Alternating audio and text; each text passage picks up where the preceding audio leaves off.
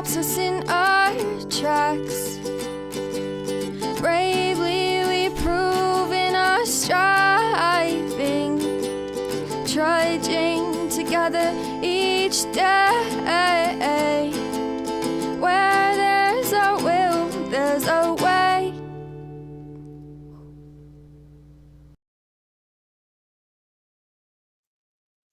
Welcome and happy Friday afternoon, almost evening.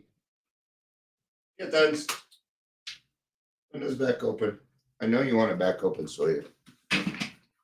I know you want it open, Sawyer.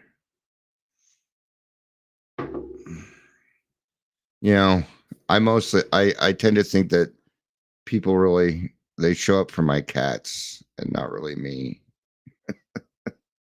I don't blame them. Quit being that way, dude.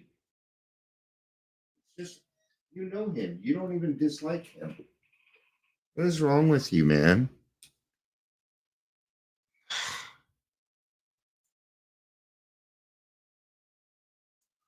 Hey, Michelle. Good to see you. Good to see you. Finally got to the doctor about my finger, and they said I have a trigger finger. So, because it gets stuck, so they gave me a shot. It's doing it again. It's going to take a little bit for it to be better. So they gave me a steroid shot. So I should be able to do push-ups with this one finger. It's this one. This is the only fun part about my finger hurting is I get to unintentionally flip people off. So, but welcome Daily Trudge. I don't usually do them this late, but see, I only get a certain amount of time in my day that I'm awake and can do things. And so I'm trying to push it up a little bit so I think I'd rather hit later meetings than earlier ones. Grassroots, we're thinking about, well, the vote has been taken. Let's go look and see. 4 people voted yes out of the several people that are in there.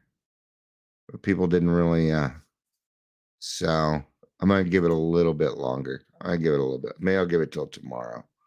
But if nobody says no, then not next week, but the week after, we'll be going to the 5 o'clock meeting, being 7 days a week. So in this one, but for this podcast, we are going to do a random reading from the big book. Wasn't sure what topic. As long as I'm okay with it too, though. It really kind of depends on what it gives me. But I was curious as to what God would like me to talk about. And I was in a meeting earlier, and I had to tell you something. The big book and the 12 by 12 is what we use to help people get through the steps. And, I will not tolerate the bashing of Bill. Do not bash him around me. Anyway, might need to point out there is a vote.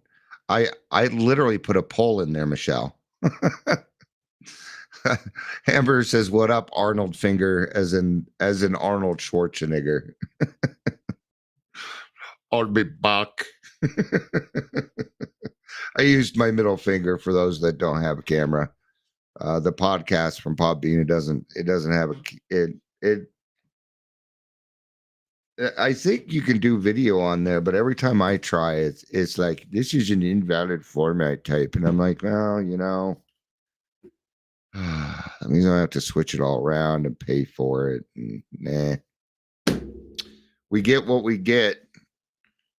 I also don't charge for any of this because what would you really donate for? I mean, it just wouldn't make any sense. I did have a really good meeting with Aurora Mental Health. And even the person I was talking to, who's a clinical psychologist, said she's like, because we talked about I'm like, I can certainly help with your peers and I can educate. I can do things like that. That's what I do. I educate. It's mostly what I do. And she was talking about not just the people in East Metro. They have a lot of different areas. They have IOP.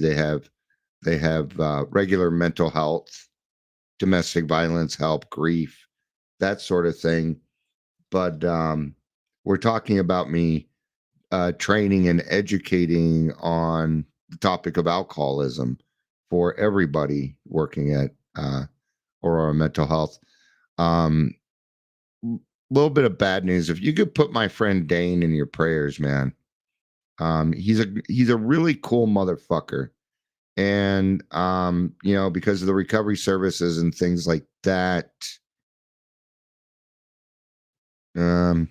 he's having to look for something else. I'm not sure if he's going to stay where he's at part-time or what.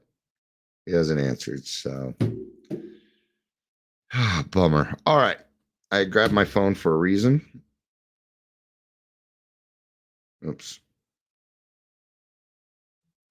Give me a random number between 1 and 164. 52. 52, the bedevilments. I'm not a big book thumper or nothing. It just happens to know that. All right. So we're going to go back a little bit. We're in We Agnostics. Well, let's see what it goes. Oh, no, we're just going to go ahead and we're going to start on the top of page 52 for anybody that would like to follow along. Welcome to the Daily Trudge, or in this case, the Double Daily Trudge. If you're here, please say hello, whether you're watching the live or the rewatch. Ooh, I can get rid of this sticky note. Woo! I finished it. I very much dislike sticky notes. And so if it gets put on a sticky note, it's going to get taken care of pretty quick because I don't want to look at it. It's kind of one of my tricks. I broke down and got me a soda today. From Murphy. That's refreshing. All right. But in most fields, we're going to go ahead and get started here. But in most fields, our generation has witnessed complete liberation of our thinking. Show any longshoreman a Sunday supplement describing a proposal to explore the moon by means of rocket, and he would say, I bet they do, maybe not so long either. Now, happened in the 60s. Took about 30 more years, 20 more years, 25, somewhere in there. Between 20 and 30 years, how about we go with that? It did happen. We have made more technological advances in the last, and they'll say millennia here, but we've made even more. I'm going to tell you when in the 70s, when I was having to do chores and stuff, did you say gasoline driven mower? Because we didn't have them yet. We had push mowers. And what is a push mower? Well, it's manual labor. You push it yourself. It's like when I used to sell windows. I tell them, these are self-cleaning windows. You clean them yourself. It's one of the little jokes I threw in. All right. We made more. Didn't have microwaves. Dishwasher. VCRs. Tapes. None of these existed. None of these existed yet. Now, I've got 8 tracks, tapes, records, MP3s, all sorts of different ways to listen to music. I can pick up my phone and listen to any song I want to. Okay?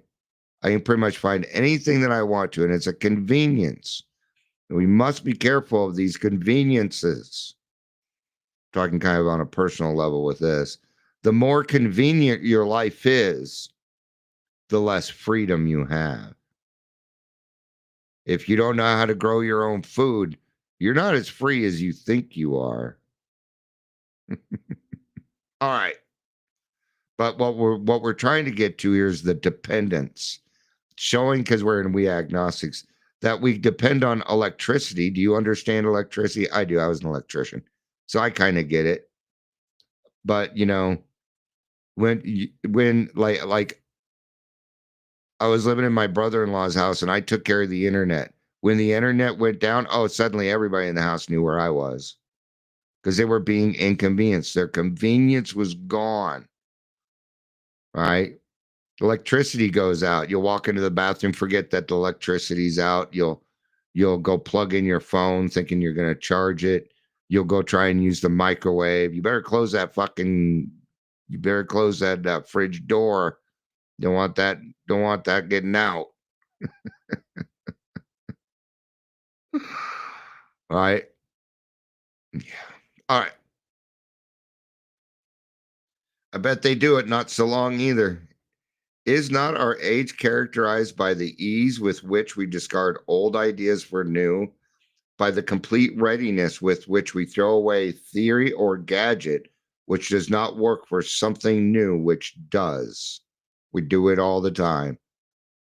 We do it all the time.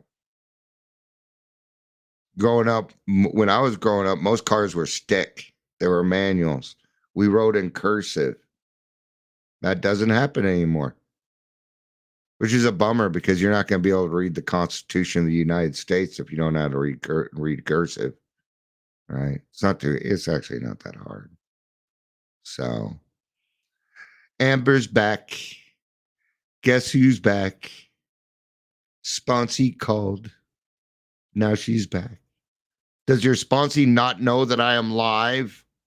The fuck's her problem? Do they not know who I am? Yeah, and it doesn't matter. We had to ask ourselves. And this next paragraph is what we call the bedevilments. Okay, and I would say it in there. I'll say bedevilments. The bedevilments is where we all land. It is where we all land. There is no high bottom. There is no low bottom. There is no middle bottom or three-quarter bottom. There is your bottom, and that's all there is. Bottoms are not determined by materialistic things. And no, Amber says no and no. No, they don't know who I am, and no, they don't care. Her sponsee. Probably better they don't know who I am at this point. We had to ask ourselves why we shouldn't apply to our human problems the same readiness to change our point of view. We were having trouble with personal relationships. We couldn't control our emotional natures. We were a prey to misery and depression. We couldn't make a living. We had a feeling of uselessness. We were full of fear. We were unhappy. We couldn't seem to be of real help to other people. Was not our basic solution of these bedevilments more important than whether we should see new reels of lunar flight? Of course it was. See, that same readiness to change, to discard something that is not working for something new that does clearly work for other people. Rarely have we seen a person fail who's thoroughly followed our path. Okay? And these are all the things that every single alcoholic goes through. I don't care if you've been drinking a year. You will go through those things. You will. Maybe you didn't go through, couldn't make a living, but the rest of it is that's just part of being an alcoholic. And you don't even have to drink in order to feel this way as an alcoholic. All right. All right. When we saw others solve their problems by a simple reliance upon the spirit of the universe, we had to stop doubting the power of God. Our ideas did not work, but the God idea did. All right. In AA, we say, all my best thoughts got me here. It's true of me. All my best thoughts I don't live that way anymore. Mm-mm. Because the God idea, and it's just an idea, works for me. I decided, you know what? I'm gonna go. I'm gonna give it everything that I have. What else did I have to lose? Right? I'd already sold my soul to a bottle. What else did I have to lose? Remember, material things don't count here, and human beings are kind of material things. Kind of. They wear material. They wear clothes, so they're material thing. And no, they're not, because owning another person is just outright wrong, right? The Wright brothers' almost childish faith that they could build a machine which would fly was the mainspring of their accomplishment. Without that, nothing could have happened.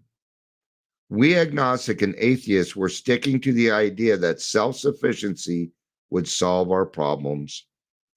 When others showed us that God's sufficiency worked for them, we began to feel like those who had insisted the Wright brothers could never fly. Or say things, yeah, that's great for you, but yeah, that's just not going to happen for me. I'm glad it works for you, but you're weak. I'll tell you something. That's one thing that they don't, and I get called a lot of different names, but one name they don't call me is weak. And I'm very vulnerable.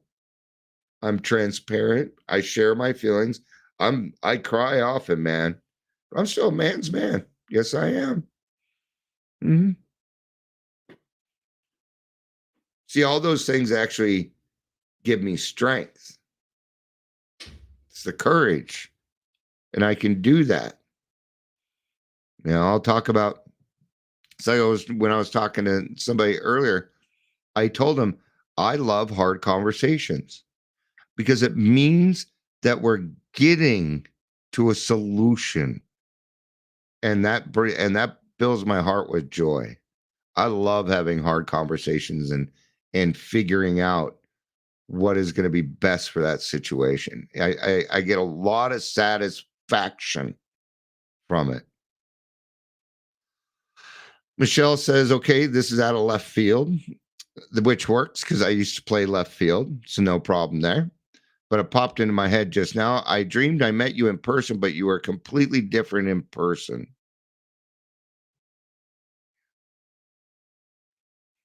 I'll let you know something.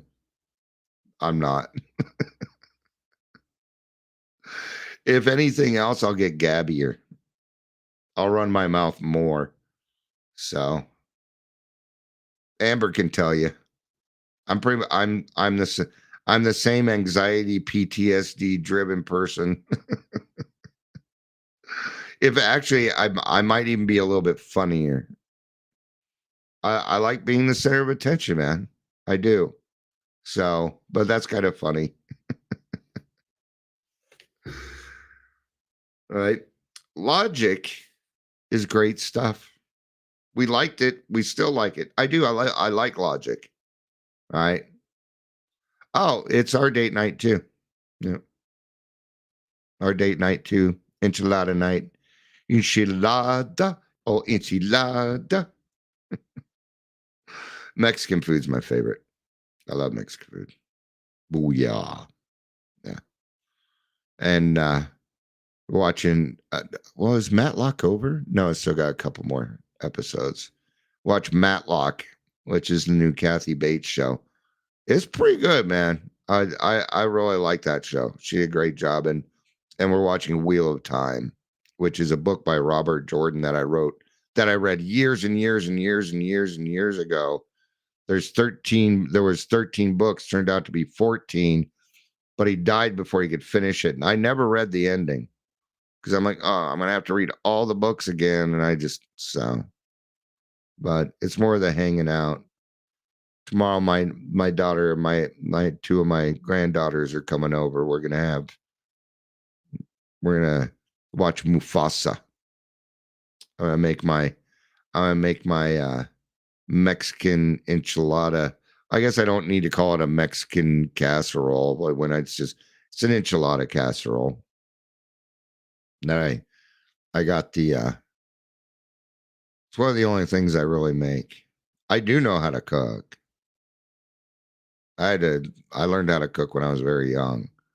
I'm not the best cook, but I can cook. So, but it's not too hard, especially when you buy a chicken that's already been cooked. So, I'm not really cooking as much as I'm mixing ingredients and putting it in the. It's not really cooking. It's just opening cans and putting it in a bowl and stirring it. It's not really that much, right? But I still very much like logic. Yeah, I do. Science, love science, man. It fascinates me, some of the things that happen in this world, right? But even when it comes to science, Neil deGrasse, he believes in God, and he does it much better than I do.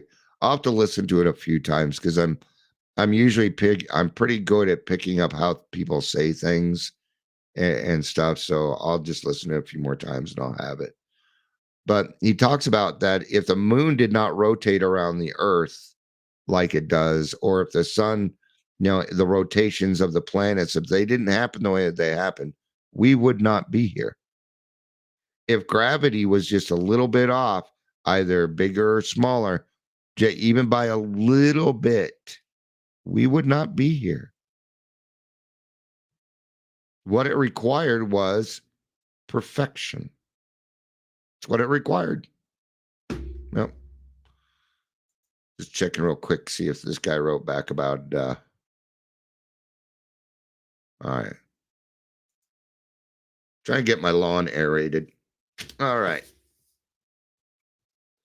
It is not by chance that we were given the power to reason, to examine the evidence of our senses and draw conclusions.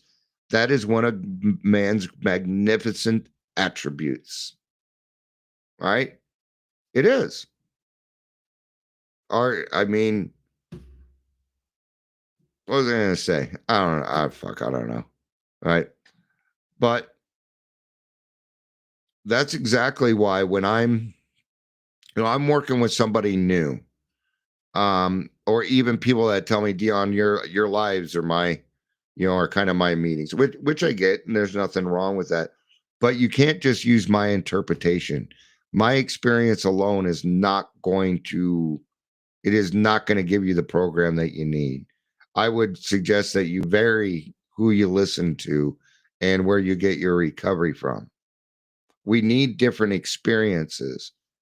But the way I explain is this: it is my job to give you all the information so that you can make a decision. I can't make the decision for them. That's not possible.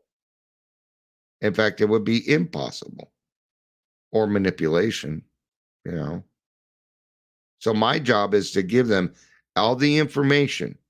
That's how I used to close sales. Right? And I tell the customer or whoever I was pitching, my job is to give you all the information so you can make an informed decision. That's all I'm doing here. Is that fair? And they always say, yeah, what do they say? No, that's not fair. I'd rather you not get. And what am I doing? I got a yes. Once you get 3 yeses, you can close that motherfucker. All right. Anyway, just an old sales technique there. But it's weird how a lot of my sales techniques and the way that I work with people are a lot the same. Was I a really good salesperson? Yes, I was. Problem was I couldn't abuse when it came to money, I didn't feel right abusing people. So if you base it off the amount of money I made from sales, you probably would not consider me, an elite. I tried to do oil and gas. No, too much for me. Dion couldn't handle it. I couldn't handle it. All right. We agnostically inclined would not feel satisfied with a proposal which does not lend itself to reasonable approach and interpretation. Hence, we are at pains to tell why we think our present faith is reasonable, why we think it more sane and logical to believe than not to believe, why we say our former thinking was soft and mushy when we threw our hands up in the air, threw our hands up in doubt and said, we don't know. And there's part of step 1. That right there, what they're talking a little bit about is the gift of desperation. And the first honest thing that we say when we get into AA, I don't know. And it's a great place to start. I still don't know. There's a lot of things I don't know about in the program. Every time I go through the big book with another person, I see something new. It happens every single time. And I'm not looking for it. It just happens. It just happens. Right? When we became alcoholics crushed by self-imposed crisis, we could not postpone or evade. We had to fearlessly face the proposition that God either is everything or he is nothing. God either is or he isn't. What was our choice to be? Right? There's a lot of gray area in Alcoholics Anonymous. A lot of gray. But when it comes to this, no, there is no gray. It is a black or white situation. This is what I call a pregnant situation. You're either pregnant or you're not. You can't be kind of. You're either. So right here, what was our choice to be? There again, they covered the gift of desperation a little bit. When we became alcoholics crushed by self-imposed crisis, the things that I did. We talked about this earlier in the earlier live or podcast, whatever we want to call it, that we had to get rid of the word blame. You had to get rid of the word blame, right? So that it says the self-imposed crisis, we could, and it, I wish it'd say we could no longer postpone or evade, because that's what they're saying. In other words, the alcohol ain't working no more. We get drunk and it's still the same fucked up shit in our head and the feelings and everything else. That's that part. Then we had to fearlessly face the proposition. Shell says, I understand now why we read the book over and over. Yeah. That's why. Yeah. It's because there's more to discover. There's more to discover. This book was divinely written. I believe that. I believe that. 100 alcoholics agreeing on something, 100 alcoholics agreeing on 164 pages. There's got to be some kind of God in there, right? Especially considering the traditions weren't out yet. All right. There's several different reasons. The main reason is that we continue learning. We continue learning. Right? And you'll see something new. And you'll even read a paragraph that you've read 100 fucking times. But this time it hit different. Being taught the program and teaching the program gives you a different perspective. Yep. Gives you a different perspective. And each time you go through it with somebody new, since their needs are different and you are meeting them where they are at, every time you go through it with somebody else, you will get a different perspective. Every time. That's been my experience. The other reason is our forgetters work real good. So we got to repeat things. There's never going to come a day when Dion doesn't put the cart before the horse.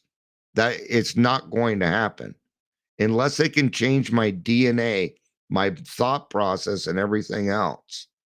What happened is what changes my reaction to life. I went to go down because my temporary plates in my car expired. I went down to the DMV and they're like, well, the paperwork hasn't come in yet. Yeah. Okay, thank you. I couldn't get it done. And they're expired by like a month, right? I think you get 30 days, but I don't want to push it. Right? But there was no reason to have a bad attitude with this person because somebody else didn't do it. And because I was nice, she's like, when the plates do, when it does happen, you get it. You know what? So your wife doesn't have to come down here and take time off. Just call this number and we'll get it taken care of for you. Well, thank you. I appreciate that. It's partly the voice. Trust me, it's partly the voice. I know. There's no reason for me to be rude. I'm the one that made the mistake. I knew damn well they weren't going to do it because my wife wasn't there. It didn't pop into my head, but I know that. Car's under her name, not mine. But it got taken care of. Yeah. My wife called the dealership and there's we sent the paperwork last week. Yeah, which I don't buy. Right. It's been 3 months. But anyway, so then I go to the doctor, get a steroid shot. And it was funny because I checked in and I was like really early. And they tell you, get here 15, 20 minutes. I'm like, no, I ain't waiting. I'll get there on the appointed time. But I didn't even have a chance to sit down before they called my name. What was that? That happened because I was kind to the person before me. That was God saying, thank you, Dion, for being nice to my children. So here's a little present for you. I wasn't in there very long. Doctor was really cool. Then I go down to the dealership and people are running around. Look, I call my wife. I'm like, where did they say they put it? Front desk. Okay. All right. There you go. All done. I was smart enough to take a screwdriver with me, so I changed out my plates and I drove home. No problems. I don't have to yell at anybody. It's Friday. A lot of people zooming around, cutting me off. I'm not in any rush. I got a stick, so it's kind of a cruising car. All right. Arrived at this point, and I'm gonna do. Let's see. We'll see. But this isn't going to be very much longer. My wife's going to be home soon, and we're gonna munch down on some food and hang out and spend some time together. Because we don't just watch the show, we kind of talk and, hey, what do you think's gonna happen next? And we have our system.